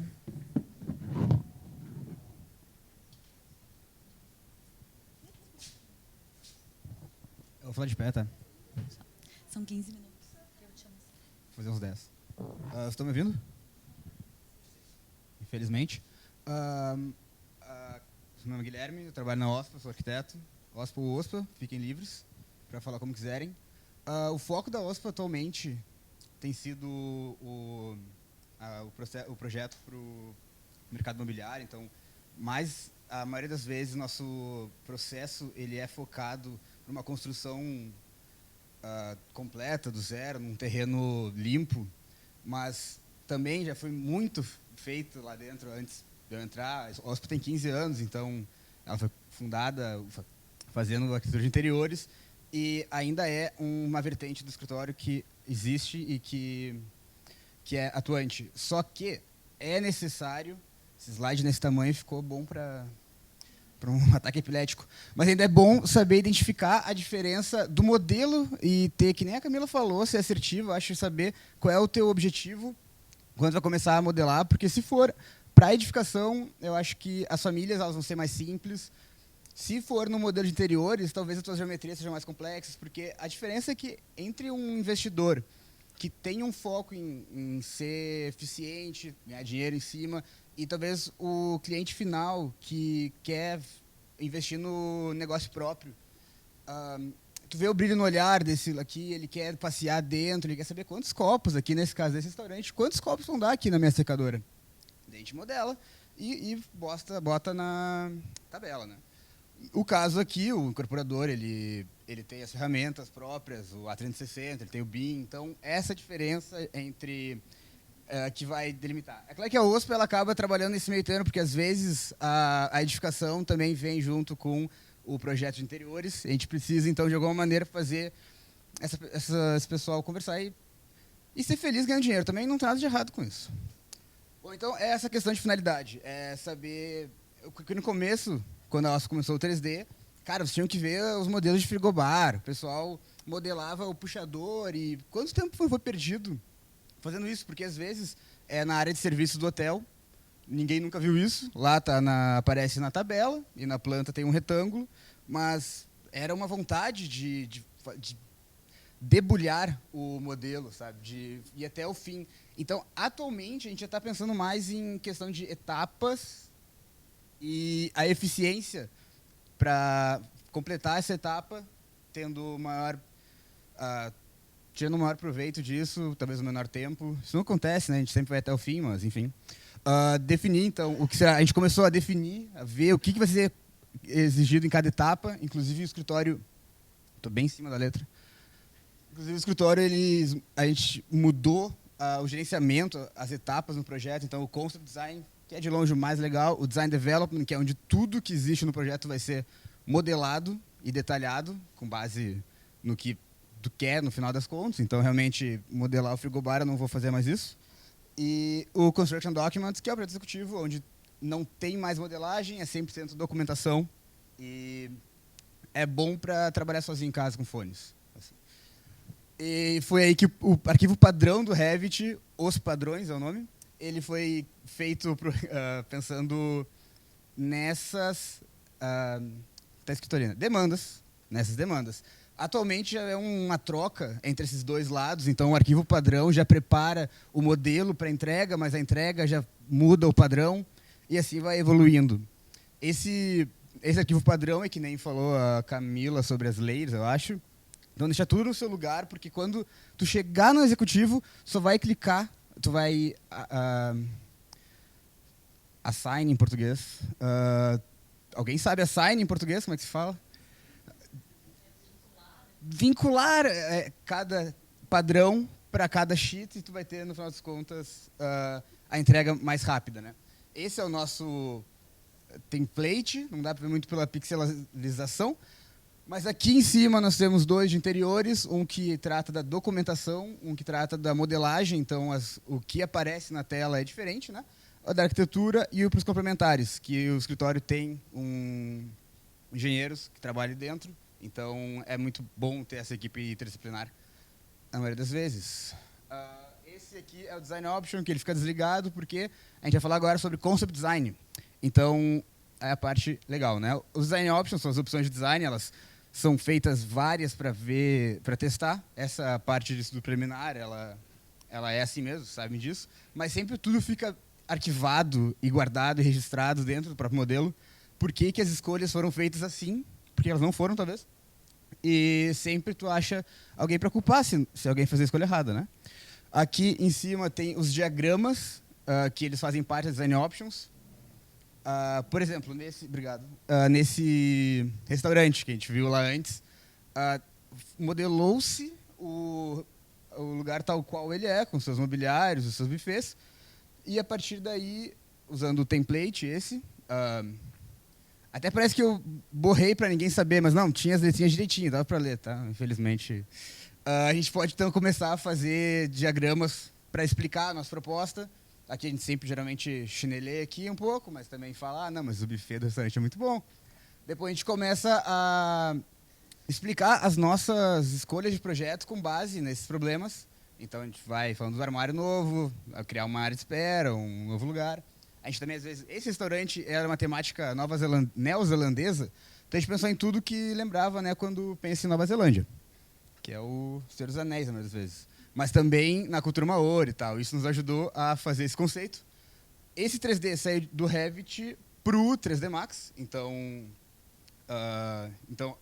tem ainda saída e vinda, mas acho que é interessante, às vezes, poder ter uma liberdade, por mais que dê muita chance para o azar, realmente. Então também tinha as fases, que ele queria que, né, de dia fosse restaurante, de noite talvez um ambiente mais descontraído. A próxima etapa é, então, o anteprojeto e o projeto básico, que a gente chama de Design Development, que é onde tem todo o sangue, suor e lágrimas. E é por isso que a gente vai pular. A gente vai para o projeto executivo, falar sobre que é a hora que todas as estratégias, todos os pensamentos estratégicos foram feitos agora que ela vai pagar. Agora que o nosso padrão, o template, ele vai mudar tudo automaticamente, todas as pranchas que a gente já embonecou com as vistas, a gente vai apertar um botão, né? É agora, porque teve 7 meses antes lá de trabalho duro. Então, como eu falei, no concept, na etapa, tem pouca documentação, muita modelagem. O design development, pouca documentação, muita modelagem. E o CD, essa lista, ela segue bastante. Então, esse é o arquivo do restaurante aquele. Então, é só documentação. Essa é uma das tabelas que a gente usa, é a sheet list. Então, a gente pode lista de pranchas, né, em português. Aqui estão todas as pranchas que existem no modelo, então é fácil de conferir se o nome do projetista está certo, se o CAL dele está certo, a data de emissão. E isso é bastante importante para algumas pessoas que esquecem de colocar o seu próprio nome na prancha antes de plotar. Então, né, daí tem que replotar de novo quando alguém percebe. Não que seja o caso de alguém. Também é possível conferir o modelo. Aqui é uma lista, é uma tabela de paredes. E a gente consegue ver onde que elas começam, onde que elas terminam, e por isso é sempre importante lembrar que essas tabelas elas servem para conferir o modelo. Então não é só para perceber, para ler a informação, mas você também consegue mexer no M de modeling do BIM. Você também pode estar usando as tabelas. E se tu fizer bem bonitinho, tu consegue ainda colocar numa prancha. E eu lembro que o cliente adorou quando ele viu, cadeira. Então, numa A3, impressa. Aqui, sobre a modelagem, né? Então, durante a etapa anterior, a gente modelou a porta e fez questão de colocar na subcategoria porta mobil. Ou, né, então fez essa ligação. Ou está desenhando o modelo em elevação, sempre lembra de colocar aqui Hidden Projections. Durante o design development não vai fazer muita diferença, mas quando chegar no projeto executivo, vai... aqui, essa aqui foi só importante para falar aqui.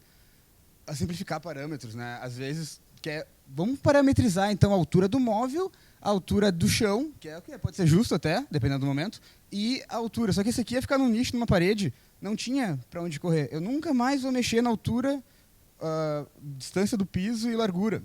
Então, nesse caso, foi só, de fato, bota aqui quanto que precisa, quanto que vai e segue o baile. O que não quer dizer que também não existem famílias como essa, né? Que são as portas, que daí elas precisam se adequar à espessura da parede, o tamanho do vão-luz, mas dá até uma tontura vendo isso aí. Bom, aqui, então, a prancha daquele móvelzinho que a gente acabou de ver. A gente sempre bota ele com portas, sem portas, e sempre tinha esse problema. Tá, mas e aí, como é que eu vou tirar a porta agora, né? Então, faz um corte aqui a 5 centímetros, não fala para ninguém. Ou tu pode vir no template e desligar a visibilidade das portas. Então, nesse caso, a gente coloca as vistas na prancha, designa o template de vista e ele vai automaticamente fazer a magia acontecer pela gente. Tu não precisa pensar muito. Daí, aqui não dá... Aqui os nomes são bastante específicos também. Esse se chama OSPA ArcDoc MC SCT de Section sem portas na 1 para 25, que é a diferença dele para o OSPA ArcDoc MCSCT 1 para 25, é só isso aqui, na verdade. Mas ele faz toda uma diferença, né, na hora de não precisar cortar e mentir no modelo. A partir daí, então, só faz isso para o armário, faz isso para o banheiro, faz isso para a mesa de pôquer encaixável em cima da mesa, entrega o projeto e espera o R01, porque acontece. Obrigado.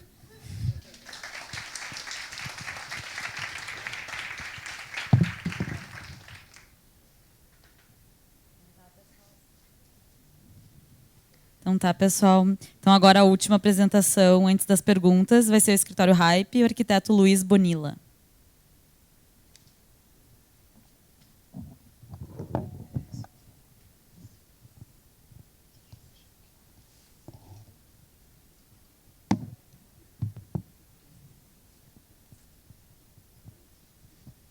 Bom, boa noite a todos. Eu sou o Luiz, sou sócio da Hype Arquitetura. Vou mostrar aqui um case específico de um projeto só, que é o da SAP, que foi o primeiro projeto em que a gente teve uma escala maior de projeto de interiores. Vou passar aqui, então.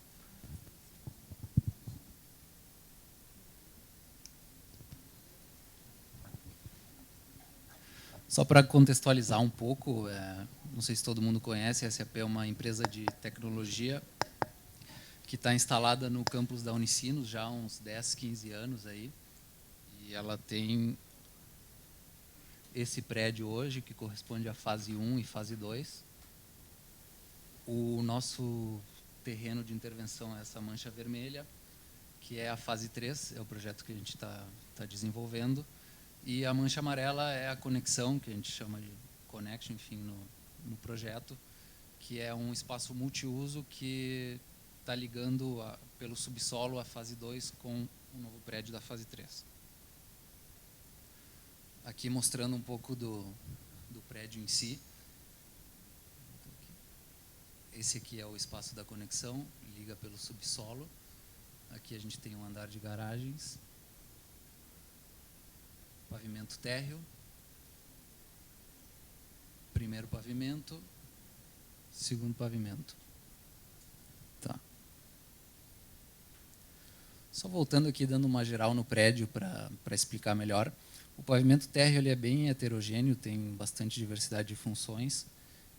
E já a partir do segundo pavimento a gente tem grandes espaços de trabalho, workspaces aqui, e em volta desses dois pátios que conformam o prédio a gente tem salas de reuniões, salas de foco, enfim, muitas salas pequenas que o cliente exigiu se dão em volta desses pátios internos. Todo o projeto, desde a arquitetura, complementares, todas as disciplinas foram feitas em BIM. Elétrico, hidrossanitário, PPCI, foi tudo feito em BIM, isso foi uma exigência do cliente desde o começo. E bom, entrando um pouco aí no projeto de interiores, a gente teve dois desafios principais aí nesse projeto, que é bastante grande, bastante complexo, né? São 7.500 metros de projetos de interiores, então é muita coisa para escolher, muita coisa para catalogar, para numerar, enfim. Então teve duas linhas principais, que uma é o mobiliário sob medida e a outra é o mobiliário comprado. A SAP veio para a gente indicando algumas marcas que eles usam, enfim, em todo o mundo, marcas de mobiliário corporativo, indicando, vocês têm que usar tal, tal, tal e tal marca. Então a gente foi atrás dessas famílias, né? Fez todo o processo de escolha. Essa foi uma das linhas do projeto. E a outra parte, a parte do mobiliário personalizado, sob medida. Nesse ambiente aqui dá para ver tudo que tem aqui, nessa zona aqui, é tudo mobiliário comprado. São tudo famílias baixadas dos sites das empresas. A gente deu sorte por um lado de serem empresas grandes que já têm bastante coisa em famílias de BIM. Por outro lado também, eu diria que quase 100% das famílias que a gente baixou, a gente teve que fazer alguma edição, seja de materiais, de modelo, ela não tem a informação completa, então teve um retrabalho grande aí nisso.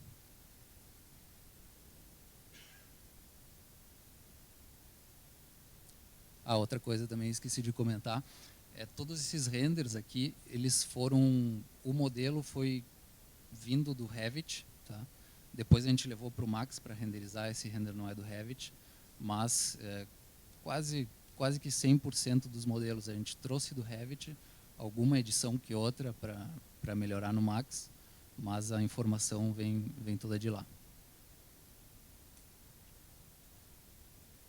Aqui tem algumas axonométricas já com o modo Realistic, que a gente, ao longo das apresentações com o cliente, teve muito vai e vem, né?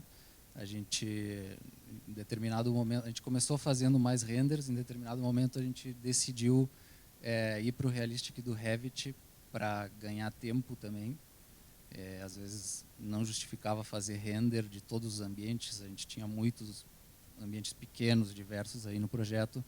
Então, já configurando materiais e fazendo direto no Revit, com essas vistas a gente conseguiu mostrar para o cliente, enfim, disposições, materiais, com uma apresentação um pouco melhor. Aqui já tem algum exemplo desse mesmo ambiente, mobiliário sob medida, essa arquibancada aí, né? Um detalhamento mais simples. Outra questão importante aqui no projeto é que todas as disciplinas, como tem muita coisa que a gente deixa aparente, todas as disciplinas acabam fazendo parte do projeto de interiores, né, e da imagem que a gente vai mostrar, e seja render ou seja a imagem do Revit. Então teve também muito trabalho de vai e vem com os outros projetistas, porque às vezes vinha um modelo, daí o ar-condicionado lá estava no lugar errado, ou outra coisa estava fora, então a gente teve bastante vai e vem com isso. Esse aqui é um exemplo de uma planta ampliada que a gente fez para identificar com código cada mobiliário comprado. Essa aqui é desse ambiente específico, a Connection. E agora passando por mais alguns ambientes, aqui dá para ver também tem ar-condicionado, luminotécnico. tem parte de projeto sob medida, essas mesas também sob medida, o resto comprado. Então é bastante misturado essas duas linhas.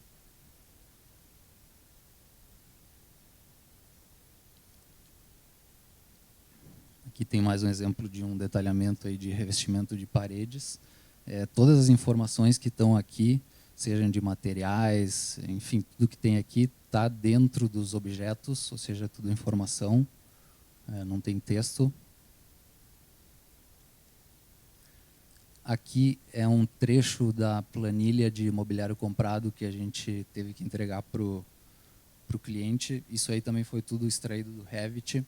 É tudo informação. Todas as famílias que a gente baixou, não todas elas vinham com a informação correta. A gente teve que inserir muita informação dependendo da especificação. Às vezes essa mesa aqui tem os pés pretos e o tampo branco e ela vem só uma mesa sem essa informação.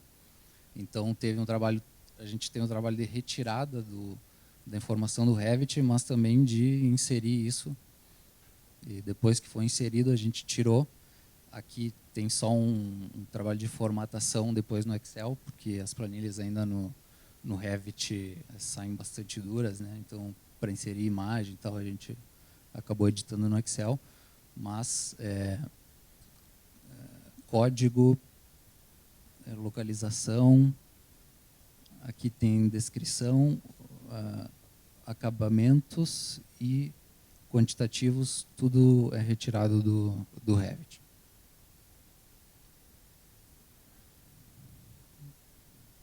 Aqui tem mais um trecho da planta ampliada, tanto o mobiliário comprado, que a gente chamou de mobiliário volante, quanto o mobiliário sob medida.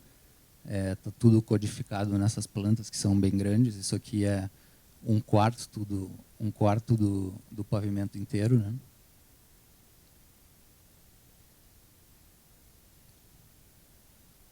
Aqui passando por mais algumas salas, detalhamento de paredes. Aqui tem um exemplo de uso de design options, né, para a gente só mostrar uma variação de layout aí.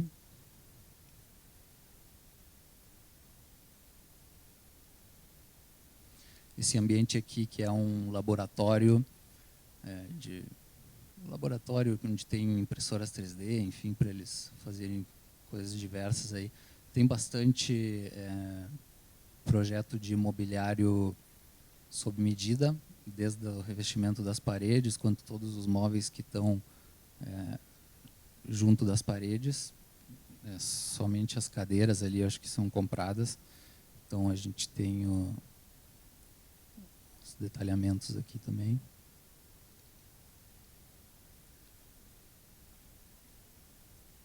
De cada parede. Falando um pouco sobre como a gente modelou isso que é sob medida. Foi tudo feito famílias de generic models. A gente teve alguma dificuldade em usar furniture e casework, porque eles não cortam, né, acabam não aparecendo nos cortes. Então a gente optou por fazer generic model, que tem a desvantagem de não conseguir depois separar por categoria, mas, enfim, para graficação e para mostrar tudo isso foi melhor. Aqui eu vou passar alguns ambientes mais. Teve alguns problemas, muitas das marcas, elas têm as famílias, mas ou não estão em RVT, estão em outros formatos, tipo SketchUp. A gente consegue importar elas para inserir no modelo, mas tem muito problema de aplicar material. Até em alguns casos a gente tem que fazer, por exemplo, essa cadeira aqui, baixou ela em SketchUp e ela fica toda segmentada. Então tem que fazer uma leve cobertura. Se tu quiser mostrar ela com material, tu tem que dar uma editada nela, né?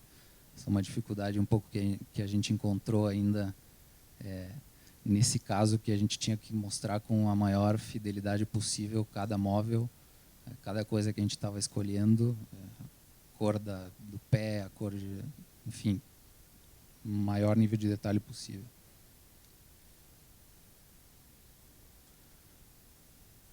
Essa aqui é a recepção do prédio. Também tem uma parte que é de mobiliário sob medida. Balcão da recepção.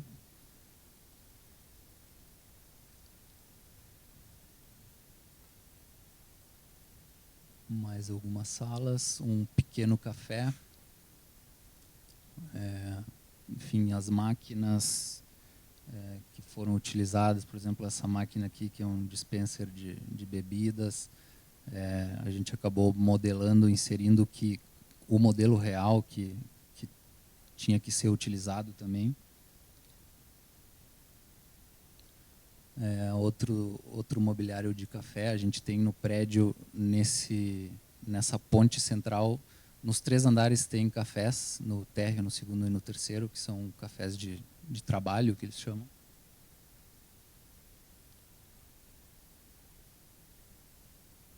Aqui tem umas áreas de trabalho.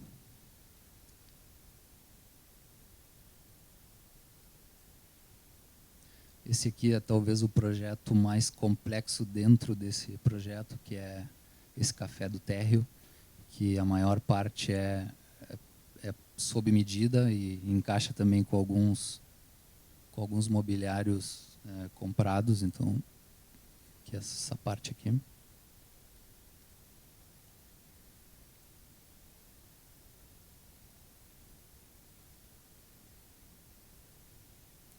Um exemplo dos detalhamentos aqui.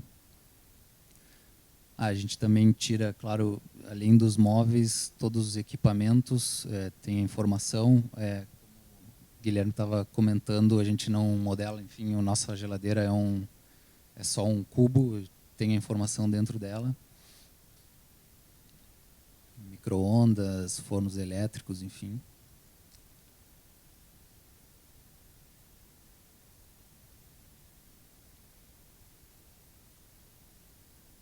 Aqui também faz parte desses cafés, uma cozinha de serviço.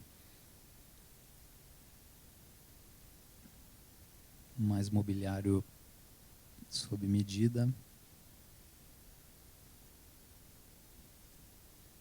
Tá, acho que está repetindo. Enfim, bom, aqui eu vou passando só como tem muitos ambientes diferentes. Acaba se repetindo um pouco as soluções, né, que a gente usou em termos de modelagem e de famílias externas. Mas essa visualização, essa chance de poder tirar tudo já do Revit direto e de poder levar isso para reuniões, de chegar numa qualidade de apresentação razoável, nos ajudou bastante, porque foi muito extensa o ciclo de reuniões, vai e vem, enfim, feedbacks com o cliente.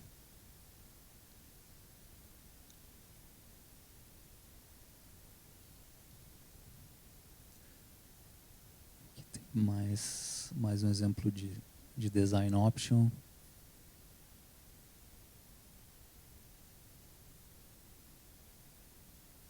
A planta com os códigos de cada mobiliário. E essa última é um exemplo de um detalhamento de mobiliário de banheiros. Bom, acho que era isso desse projeto. Deu para dar uma passada geral aí.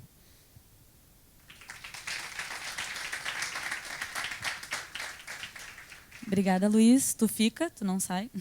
E agora eu vou pedir para todos os palestrantes virem aqui para frente. Acho que a gente pega umas cadeirinhas a mais. E o pessoal já vai pensando nas suas perguntas.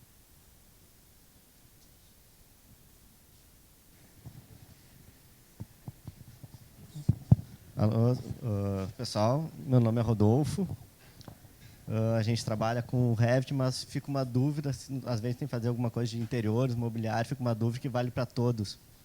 Qual a ferramenta vocês costumam usar? Tem gente que me disse que usa piso e parede, eu vi que a Hype usa Generic Model, a OSP eu não consegui identificar qual é a ferramenta, se é modelagem local, se é genérico, se é firme. Então é uma pergunta que vale um pouco para todos, assim, quais são as ferramentas que usam para modelar os móveis sob medida?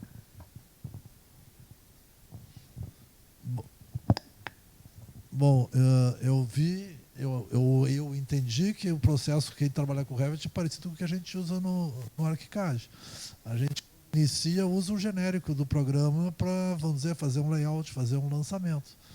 E conforme a evolução do trabalho, se for o caso de precisar de detalhamento para uma marcenaria, aí a gente muda um pouco.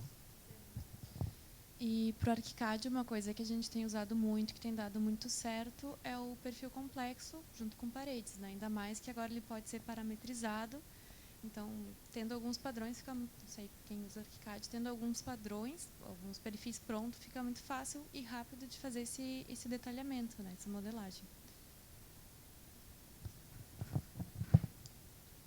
E no Revit a gente usa o Generic Model porque o Furniture e o Caseware não cortam, então às vezes só precisa olhar dentro do móvel, né, da marcenaria. Interessante que isso no ArchiCAD também é a mesma coisa.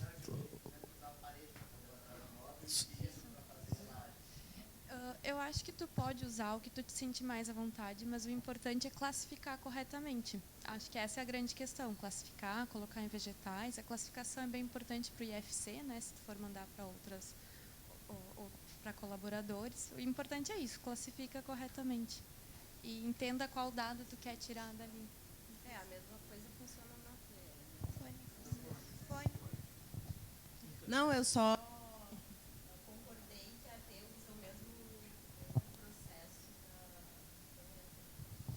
processo. Tu perguntou usar parede, piso, não sei o quê. Normalmente, quando a gente chega na etapa de interiores, tu já fez arquitetura antes, né?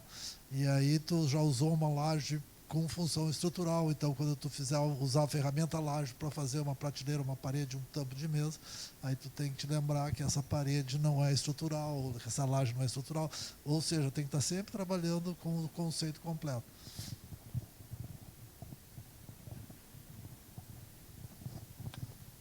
Porque depois tu vai tirar uma tabela e tu te atrapalha.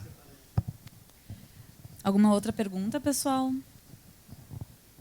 Eu ia aproveitar para dizer só que também o ArchiCAD a gente tem o Morph, né? Que também tem como fazer mobiliário sob medida, marcenaria, né? E atrás, não? Fazer uma pergunta para a plateia. Quem já faz interiores em BIM?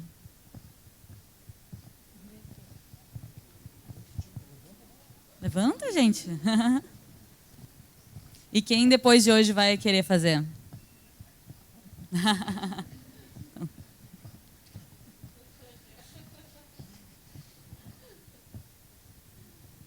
Fazer uma pergunta, então. Eu queria saber, pessoal, acho que tanto de interiores quanto arquitetura comercial, como é que foi, ou se vocês já tiveram, né, a experiência de trocar com arquitetura, de vocês fazerem os interiores e ter um outro profissional, uma outra equipe que fez a arquitetura. Vocês já passaram por essa experiência?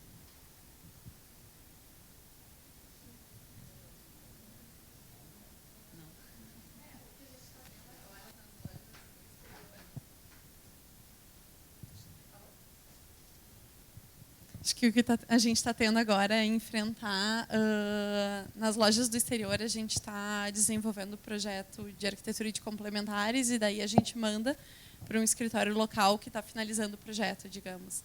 E aí a gente enfrenta uma diferença quando a gente está no BIM, e daí a gente vai para eles não estão no BIM, né? Então, o que a gente consegue dar de suporte, né? Digamos, eles fazem arquitetura, mas eles voltam para a gente para tentar entender, às vezes, a solução que foi dada, sabe? Então, por eles não usarem nada, de novo volta para a gente tem que passar a solução para eles, assim.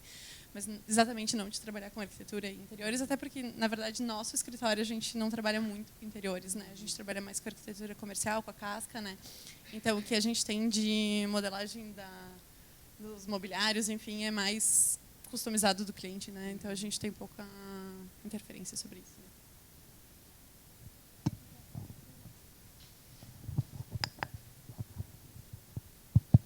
Eu tenho muita dúvida, na realidade, de qual software que eu quero trabalhar. Se vai ser com Revit ou vai ser com BIM. Desculpa, com ArchiCAD. E eu gostaria de saber qual foi a tomada de decisão, quem decidiu trabalhar com Revit, por quê, quem decidiu trabalhar com ArchiCAD, por quê, se é mais fácil ou não. Eu tenho essa dificuldade e queria que vocês me falassem um pouco sobre isso. Mas isso aí, quando a gente começou com o Grupo BIM há 10 anos atrás, era uma pergunta que se fazia, continua sempre sendo a mesma.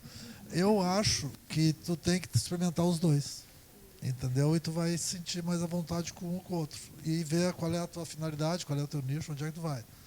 Eu posso dizer que a gente optou por ArchiCAD por uma série de motivos, mas talvez o principal por uma empatia, sabe? Eu cheguei a tentar trabalhar com o Revit, mas eu achei o outro tão mais, sabe? Sei lá, bate no, sabe quando dá no coração, é mais fácil, ele é mais intuitivo, é um software feito por arquiteto, eu não vou ficar fazendo propaganda da Graphisoft, tá? Mas eu reconheço que tudo que eu faço com o ArchiCAD, ele vai fazer, tem coisas que ele vai fazer melhor que eu, tem coisas que eu vou conseguir fazer melhor que ele. Eu acho que isso não é, vamos dizer, o mais importante é tu ver onde tu te sente melhor. Na verdade, o melhor software é aquele que tu domina, né? Então, sabe, para fazer determinadas funções existem vários softwares. Tem umas pessoas que preferem fazer com uns, outros com outros. Não é só de modelagem de arquitetura, em várias outras áreas. A gente trabalha com Revit aí há uns 6, 7 anos. Eu acho que o principal motivo de ter escolhido o Revit foi a interação com as outras disciplinas, estrutural, hidráulico, enfim, a gente viu que poderia funcionar melhor. Eu não conheço muito o ArchiCAD, talvez funcione também, mas no momento a escolha, acho que o principal da escolha foi por causa disso, principalmente porque alguns arquivos, tipo IFC, enfim, quando tem que exportar em outro arquivo que não é nativo, acaba, pelo menos a experiência que a gente teve, acabou tendo sempre algum problema com IFC, enfim. Então, quando todo mundo faz em Revit ou no mesmo software, acaba facilitando um pouco, e as outras disciplinas geralmente usam Revit e não ArchiCAD, que é mais focado para arquitetura mesmo. Isso que ele está dizendo é uma verdade. Tá? O mundo Autodesk ele é mais completo, então se tu está querendo ter essa interação, vamos dizer, com mais facilidade, ele está certo. A gente que tem a experiência de trabalhar com IFC, é possível. Que dá um trabalho, dá. Dá um trabalho basicamente porque eu acho que as pessoas não estão acostumadas a interagir, a trocar informação com equipes diferentes. É perfeitamente viável, mas o problema é que nós ainda não estamos acostumados a trocar muita informação, vamos dizer, principalmente quando é de software diferente, né? E há uma... Aí eu não vou ficar falando da parte comercial das empresas, tá? Mas a gente já usou IFC e já exportou IFC e eu consigo acessar. Os IFCs que vêm de outros lugares que não são da família Autodesk facilitam muito mais o trabalho dentro do ArchiCAD do que aquelas coisas que vêm do Revit. Tá? E eu, às vezes, eu acho que e já recebi do Revit sem problema. Eu acho que é mais uma questão de domínio das pessoas de como é que vão fornecer o arquivo. Porque esse arquivo IFC tem uma infinidade de parâmetros e nós não dominamos os parâmetros. Nem eu domino, nem nosso escritório, e tem muita coisa para aprender aí. Eu acho que isso aí, com o andar da carruagem, vai tender a desaparecer. Mas que, obviamente, quem trabalha dentro da mesma plataforma vai ter facilidade. Óbvio. Eu só queria fazer uma adição nesse assunto, que a minha percepção, às vezes, da dificuldade de trabalhar com IFC dentro do ArchiCAD é que ele é muito mais fluido. Então, às vezes, a gente não precisa introduzir toda a informação no início da modelagem. E se precisa trabalhar com IFC, tem informações que são importantes. Função estrutural, por exemplo, tu pode começar a modelar sem isso. E eu tenho a impressão que com o Revit já tem que estar, no momento que tu vai começar a modelar, já tem que estar muita coisa definida. Não sei se é impressão. Então, às vezes, a dificuldade é essa. Então, é questão de se disciplinar trabalhando com ArchiCAD e IFC, de trazer toda a classificação, se for, né, quando for importante. Para complementar o que ela está dizendo, assim, como o ArchiCAD não tem conceito família, é outra maneira de trabalhar, é outra lógica. E o Revit, como tem conceito família, então ele impõe uma dificuldade quando tu vai começar a trabalhar, porque tu tem que organizar as famílias. e que é vamos dizer, um impeditivo no início para alguém sair com rapidez projetando. Mas depois que tu organizou, e esses escritórios aqui estão demonstrando uma boa organização, né, aí facilita sobremaneira. E o ArchiCAD não tem esse conceito, ele é mais fluido, entendeu? Mas tem que prestar atenção, porque essa mesma organização que a família vai te impor, tu vai ter que ter no ArchiCAD da mesma forma, entendeu? Por um outro caminho.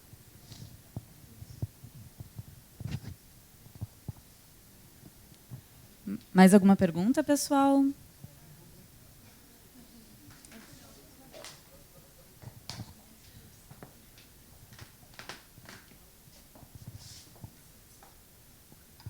Alô?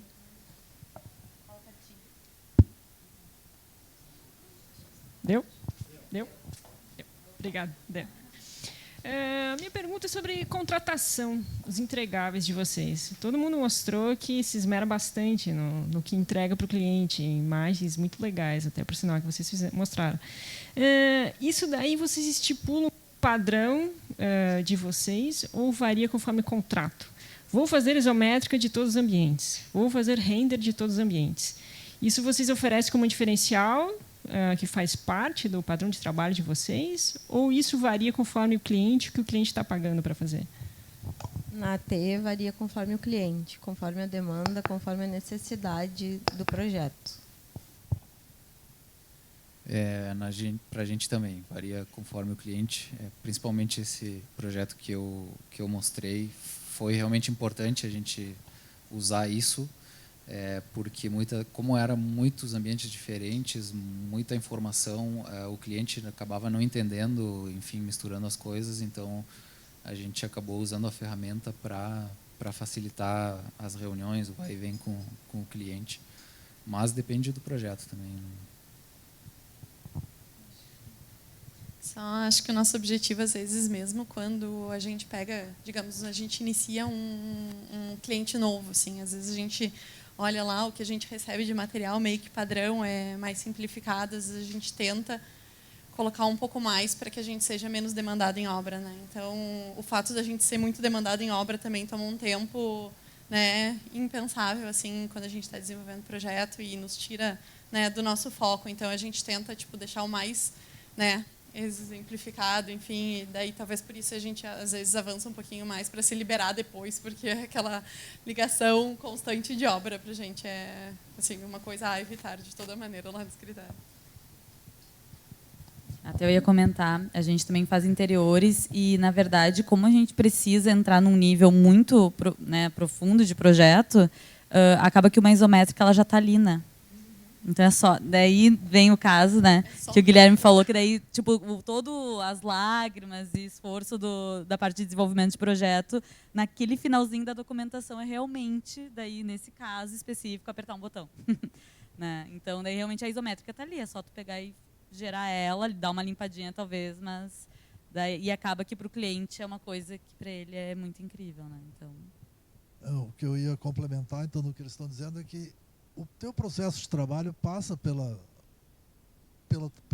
modelo, por ver isometria, por ver perspectiva. Tu está desenvolvendo e tu está resolvendo desta forma, em 2, 3D o tempo todo. Então tu já está ali, está na mão, está no sangue, sabe? Não é nenhuma coisa, vou preparar, sabe? Está ali, está na mão, então não é uma coisa complicada. E eu acho que, vamos dizer, eu pelo menos quando eu estou lá vendo, eu já visualizo e já salvo aquela vista, porque eu sei que eu posso usar ela. Entendeu? Hoje mesmo ela me mostrou uma vista, eu disse, mas quando é que tinha? Não, ela tinha salvo, eu nem tinha visto a vista, que esclarecia muito uma coisa. Então, sabe, essas coisas são fáceis de fazer porque tu trabalha desta forma.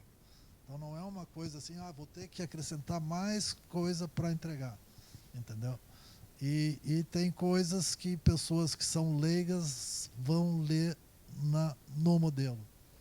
Entendeu? E o cliente que está nos contratando, pelo menos para nós, eu percebo que eles não leem a planta, eles não leem o corte, mas eles entendem perfeitamente uma perspectiva. Então, e como é ele que é o meu chefe, né? Então eu atendo ele. E a gente não trabalha com cliente leigo, a gente trabalha só com arquitetos, né? Porque no final quase só com arquitetos, né? Acho que tem outras pessoas aqui também. E, embora seja só arquiteto, ainda assim eles continuam demandando. E, só gera mais uma vista. Né? Então, eu tenho que saber até onde vai também, né? Porque pode ser também se tornar uma coisa... Né? Então, qual é o limite de tudo isso? Que, né? Apesar de ser só mais uma vista que já está pronta, enfim... Né? A gente não renderiza, não faz nada fora do Revit, enfim. Mas ainda assim é um tempo, né, despendido nisso. Né? Então, tem que conseguir dar uns cortes de vez em quando, né? Até onde vamos, porque senão é infindável, né? Sempre tem mais uma imagem 360, sempre tem mais isso, sempre mais aquilo. Né? Mas é tipo assim, vamos dizer, uma prancha, volta e meia, quase muitas pranchas têm uma imagem tridimensional que ela facilita a leitura, a gente já sabe disso quando está desenvolvendo, então não é uma coisa que seja tão complicado de fazer, mas tem que ter um limite, claro. Mas a pessoa que está recebendo, ela já acha aquilo tão bom que ela não sabe que dá para fazer mais 10 daquelas, tá?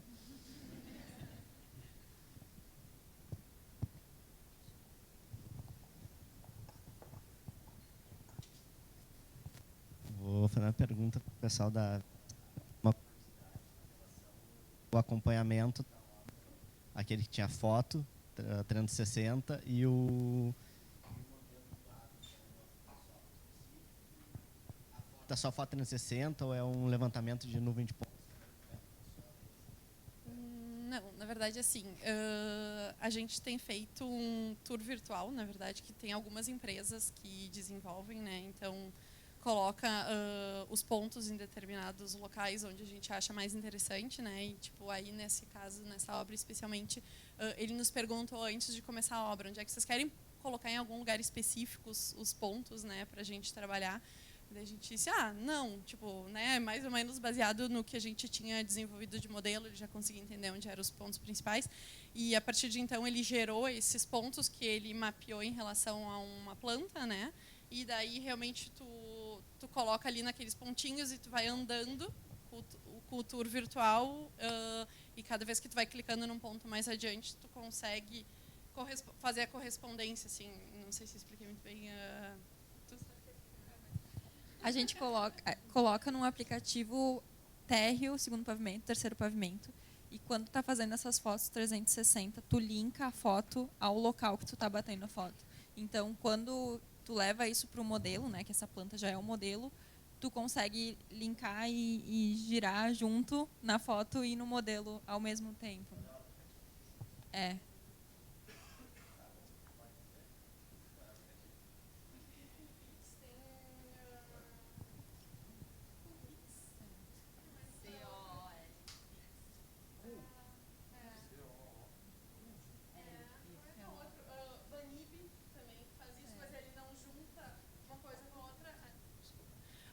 Qual é o outro? A gente fez uns testes agora com o Constructim, que é da Projeta BIM, né, que eles estão desenvolvendo também, que eles estão buscando fazer isso, né? Então, realmente a gente já usa em dois momentos, né? Tanto no levantamento quanto lá na obra, né? Então, no levantamento a gente já vê o que está lá, as fotos 360 com o modelo que a gente está gerando para entregar para o cliente, e depois a gente faz a mesma coisa no projeto executivo, né?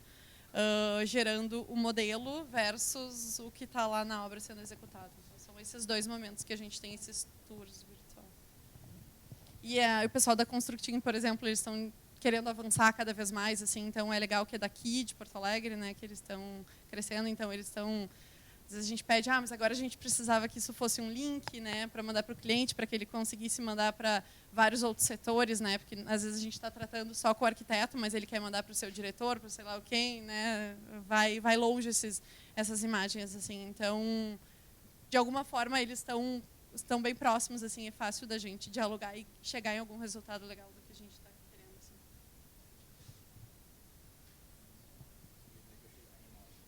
É legal, né? É fantástico mesmo. É muito legal.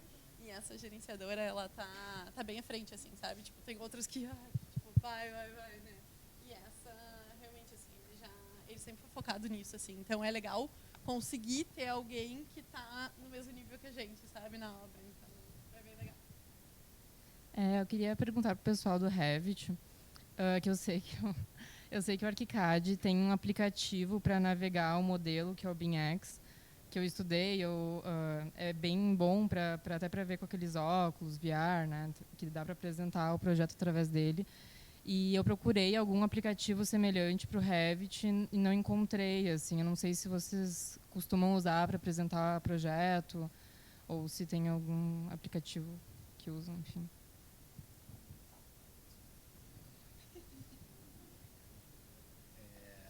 No Revit, para navegar pelo modelo, tem um visualizador da própria Autodesk, que é o 360, né? A 360.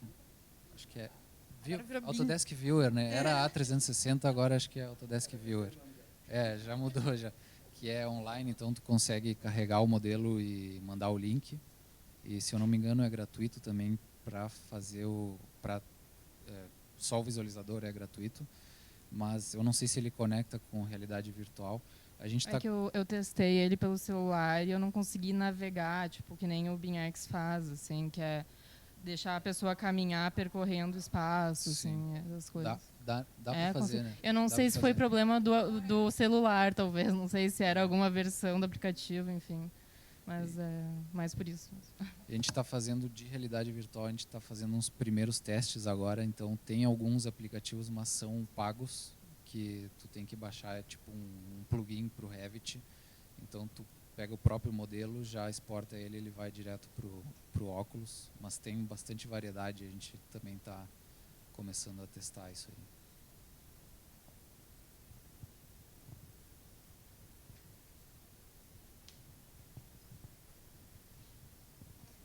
Então é isso, pessoal. Mais alguma pergunta? Não tá, acho que a gente gostaria de agradecer a todos os participantes. Hoje foram 5 escritórios, baita escritórios que eu admiro muito, muito feliz com a participação de vocês. E era isso, pessoal. Então a gente espera agora vocês no Meta Cidades, né? Acho que o Vicente já foi, mas se cadastrem, né? Se inscrevam, que vai ser bem legal. E em dezembro a gente vai ter a última segunda BIM do ano. Então também contamos com a presença de vocês. Obrigada.